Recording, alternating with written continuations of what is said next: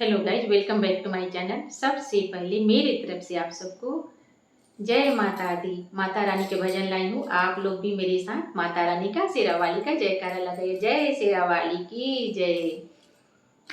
आज मैं अपने चैनल पर माता रानी का भजन लेकर आई हूँ। बहुत ही अच्छा, बहुत ही प्यारा है। आप लोग लास्ट तक देखिएगा, बहुत अच्छा लगता है। और अगर अच्छा लगेगा तो लाइक शेयर सब्सक्राइब जरूर कर दीजिएगा। और अगर नए होंगे तो बेल आइकन को प्रेस कर दीजिएगा, ताकि मेरे नए नए वीडियो का नोटिफिकेशन आप लोग के पास तुरंत चला जाए।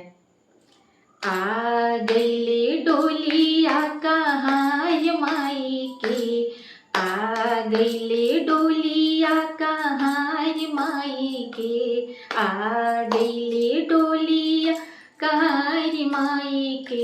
तकजू कजू रे मलिनिया सिंगार माई के, तकजू कजू रे मलिनिया सिंगार माई के। आ गईले डोलिया कहाँ माई के, आ गईले डोलिया कहाँ माई के। तकजू कजू रे मलिनिया सिंगार माई के, तकजू कजू रे मलिनिया सिंगार माई के।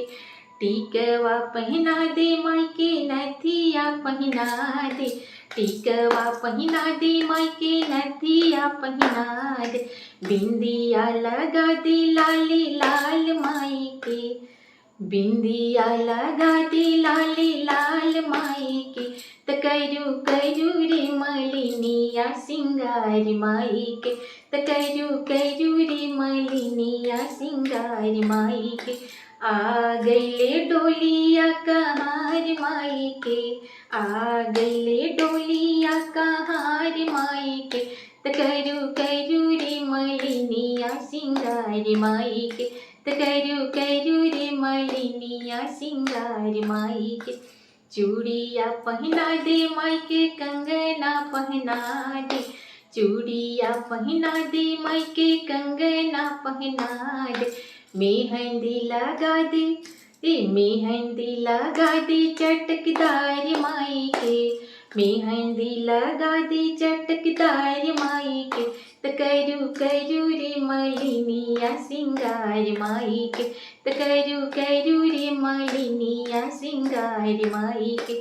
आ गईले डोलिया कहाँ माई के, आ गईले डोलिया कहाँ माई के। तकजू कजू रे मलिनिया सिंगार माई के, तकजू कजू रे मलिनिया सिंगार माई के।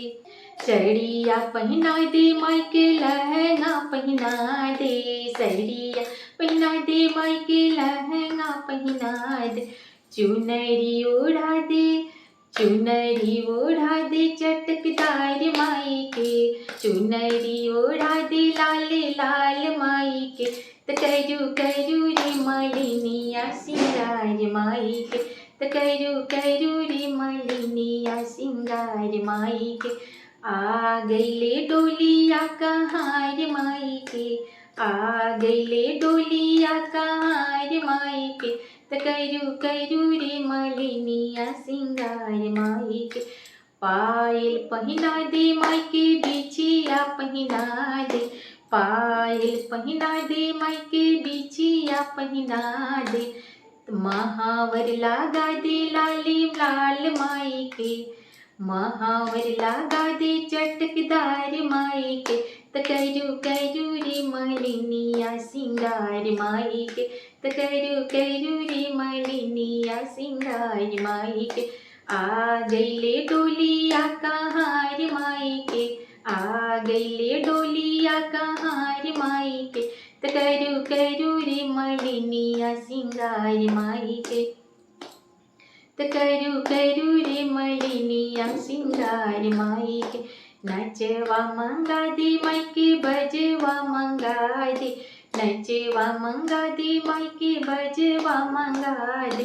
भजन सुना दे लहदार माई के, भजन सुना दे झकास माई के। तकजू कजू रे मलिनिया सिंगार माई के, तकजू कजू रे मलिनिया सिंगार माई के। त करू करू रे मलिनिया सिंगार माई के। अगर मेरा ये भजन आप लोग को अच्छा लगेगा तो कमेंट में जय माता दी जरूर लिखेगा और बताइएगा मेरा ये भजन आप लोग को कैसा लगा। फिर मिलती हूँ अगले भजन के साथ, तब तक मेरी तरफ से जय माता दी।